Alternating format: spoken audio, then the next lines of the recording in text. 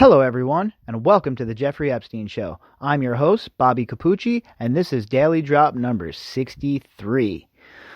All right, a few episodes back, maybe a week ago, we were discussing how the state attorney's office in Florida failed these girls, right, in the original case. By bringing the case that they brought, it was so weak and so soft, and then there was a lot of obfuscation around information in that case. There hasn't been too much released to the public, and the Palm Beach Post is like, you know what, to hell with this. We're going to sue, and we want this information. So this article that we're going to dive into tonight is going to talk about that lawsuit that the Palm Beach Post has filed against the Attorney General of the state of Florida. I'm not too familiar with the proceedings here of what's going on. This is the first I'm hearing about it, and like usual, I have not read the article yet. This will be the first time I read it when we read it together. And it seems to be pretty interesting, though, because once again, this goes to the core of what we're talking about. And when you take all of this stuff, you know, on its own as standalone articles, well, it really doesn't mean much, right? It's hard to put all the pieces together. But when you read all the articles together and you have the breadcrumb trail that we have created here, everything falls into place. And when you hear these articles, you're like, oh, yeah, I remember these sons of bitches. And, the pieces come together. Whereas if, the media, what they do is you only get hardly anything on the TV, and that's where a lot of people get their news from. Unless you're searching for stuff in this case, you're not going to find too much information about it. They're not just going to throw this stuff out there for you to see. So the media in this country, I don't know what their vested interest is. Well, I have a few opinions, but I can't, I have no evidence of what their vested interest is in protecting Jeffrey Epstein and the people involved in this case. At the same time, just squishing and trampling all over the victims by, quashing interviews and not running stories, etc. I don't know what the vested interest is. I don't know why they're doing what they're doing and why they're not going crazy about this story. But I have a feeling that it's coming to a head. Again, I have one of those gut feelings like I did with Andrew. I think that we're going to get some movement, and I think that the right questions are starting to get asked. I think that people like Bill Clinton better not sleep too great at night. People like Doug Band, people like Bill Richardson, Alan Dershowitz, all right? And, the list goes on and on and on. I think what I'm going to do over the weekend is we're going to go through and do a comprehensive list of everybody that's in that black book. That's what we're going to do, I think. And then, maybe we'll discuss each one of them in more detail. You guys can send me some emails on who you want to discuss more, who you guys want to discuss a little bit more about. And, we can dive into those people as well. But we're going to jump into this article here and see what's what. But before we do that, you can contact me at bobbycapucci@protonmail.com. That's BOBBYCAPUCCI@protonmail.com. All right, and this article is from the Palm Beach Post. The headline, Jeffrey Epstein, state attorney fights post-suit to find out why he was charged only as a John. I think that's a fair lawsuit from the Palm Beach Post, yeah? The public has no legal right to learn what happened when a grand jury allowed Jeffrey Epstein to escape child molestation charges in connection with allegations that he sexually abused dozens of teens at his Palm Beach mansion, the county's top prosecutor said in court papers filed Friday. That sounds ominous. Seeking to derail a lawsuit the Palm Beach Post filed against him last month, Palm Beach County State Attorney Dave Attenberg said Florida law doesn't allow grand jury proceedings to be made public. Well, I am not a lawyer. I have no idea about any of that, but that sounds about right. Grand jury proceedings are usually, supposedly anyway, very private affairs. But with all the leaks that happen, it's hard to believe that, we don't have any leaks here, right? In its lawsuit, the newspaper argues that the release of the transcript of a 2006 grand jury hearing called by then-state attorney Barry Krischer, yeah, remember that clown from our other reporting, guys, definitely an enabler, or at the very least inept at his job, would further the interest of justice. It would reveal why jurors ignored the findings of a damning Palm Beach police investigation and charged the politically connected financier, aka pedophile, only with solicitation of prostitution, even though Epstein's accusers were young teens. Claiming the suit should be thrown out, Ehrenberg argues the Florida law is very specific about when the secrecy of a grand jury can be pierced. The statute unambiguously states that grand jury testimony can only be used in the defense of or prosecution of the civil or criminal case and for no other purpose whatsoever, wrote attorneys representing Ehrenberg. That, they said, is distinctly different from the post's intended purpose of public disclosure of the grand jury evidence. The prosecutor leading an investigation ordered by Governor Ron DeSantis into how county officials handled Epstein has also said he wants the transcript, although it's unclear whether he intends to make it public.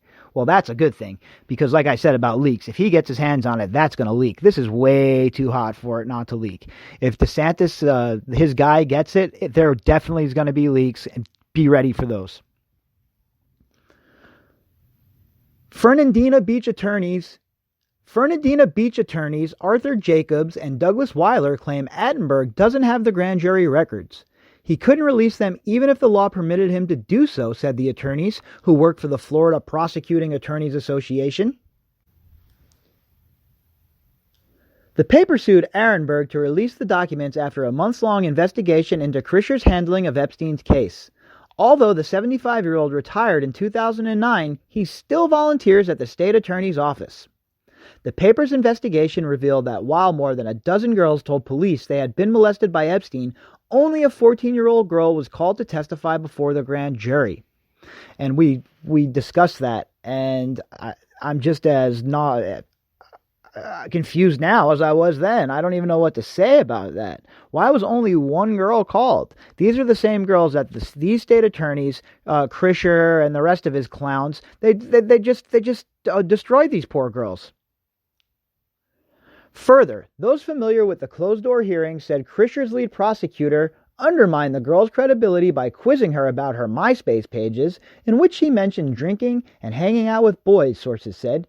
She had told police a naked Epstein fondled her during a massage at his Palm Beach mansion.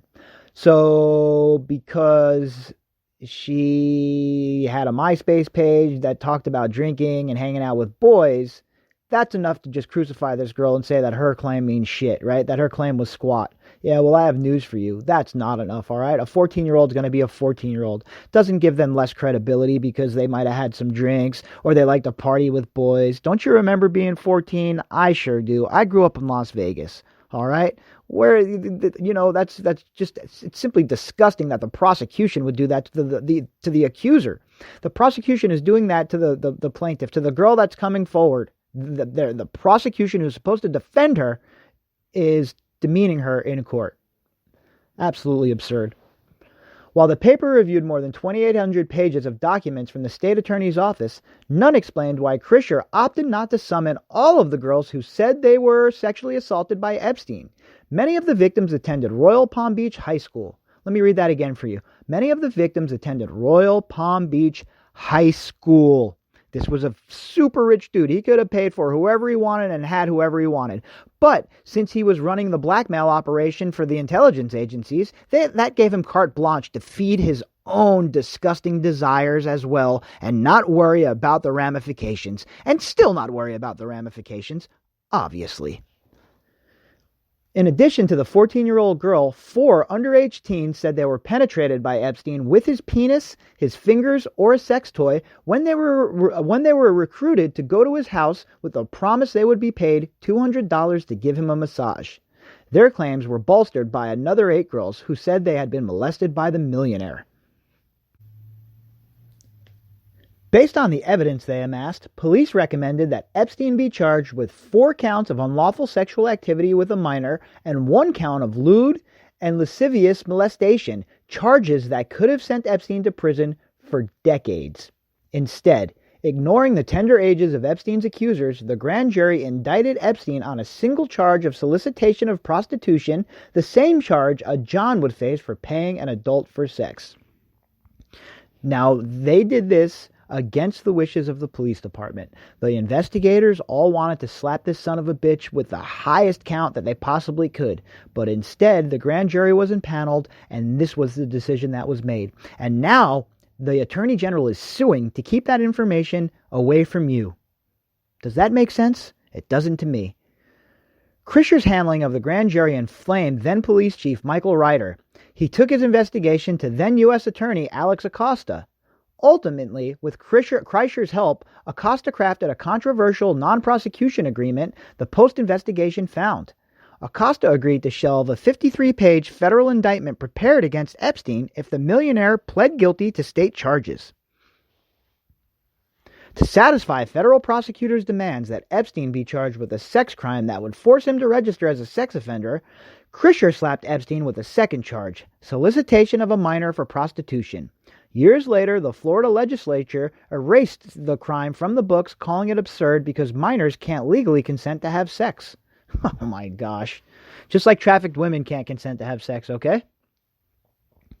Epstein ultimately pled guilty to both solicitation charges. He served 13 months of an 18-month sentence in a largely vacant wing of the county stockade, a cell he was allowed to leave 12 hours a day, 6 days a week. He also agreed to settle lawsuits filed against him by more than 36 of his accusers. So money talks, right? These girls know they're not going to get any justice in the court. These young girls know that. Their parents know it. So you might as well cash in. You might as well get a couple of dollars because you're not going to get any justice. Certainly not with these scoundrels running things. So I don't blame them for taking the money. What else? What other recourse do they have at that point, right? It's a hard choice, man. It's a hard choice. It really is a hard thing. That's why I think Virginia Roberts is so brave.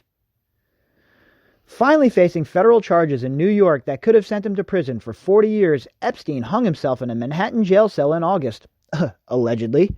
When Acosta was forced to resign as U.S. Labor Secretary shortly before Epstein's death, he blamed Kreischer for not pursuing Epstein on serious child molestation charges. Kreischer responded saying Acosta was attempting to rewrite history. Well, we all know also that Acosta told the Trump transition team that Epstein was controlled by intelligence and he was told to keep his hands off.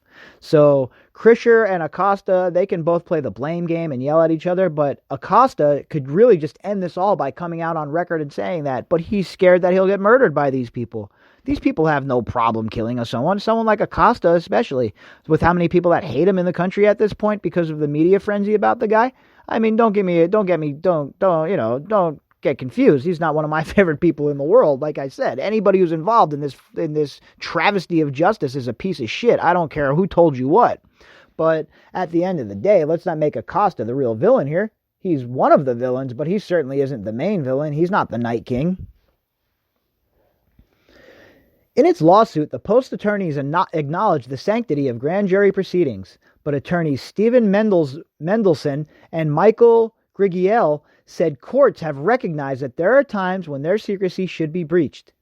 After the grand jury's functions are ended, disclosure is wholly proper where the ends of justice require it, they wrote, quoting a 1940 Supreme Court decision. I think that's fair. The case is over. Let's see what happened. Why we deserve that as taxpayers. The taxpayers of Florida deserve that. Everybody in the country deserves that. Can we have a little bit of an idea of what was behind your thinking? If you want to end all the thoughts of this being an operation and a cover-up, then show us, be transparent, give us all of the evidence. Until you do so, the burden of truth is on you.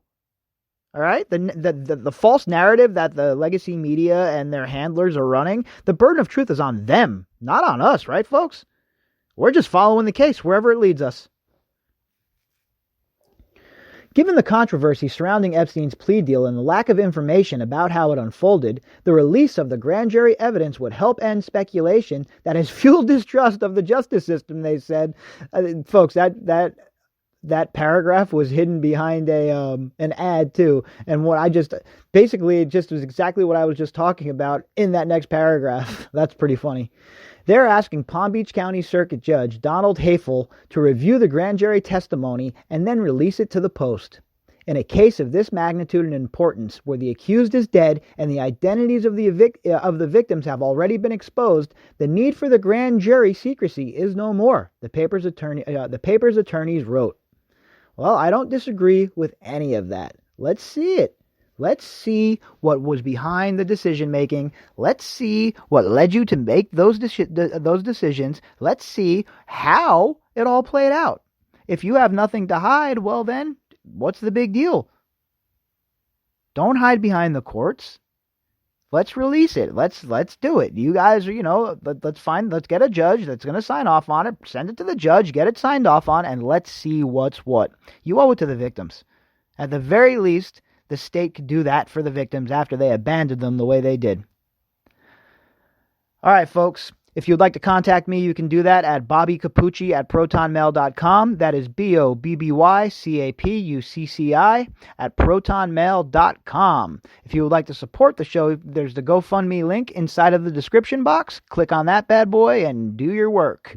Really, though, honestly, all kidding aside, just sharing the show, like I say, is super important. It's probably the most important thing because you're getting the message out, and really, at the end of the day, that's what we're trying to do. We want to make sure as many people are aware of the BS being run on the population about this story by the media and their handlers, because that's really what it is. It's an absolute positive gaslighting extravaganza is what they're doing with this whole story. It's a damn shame, but like usual, we're not playing that here. We're going to bring as much of the news as we possibly can to you.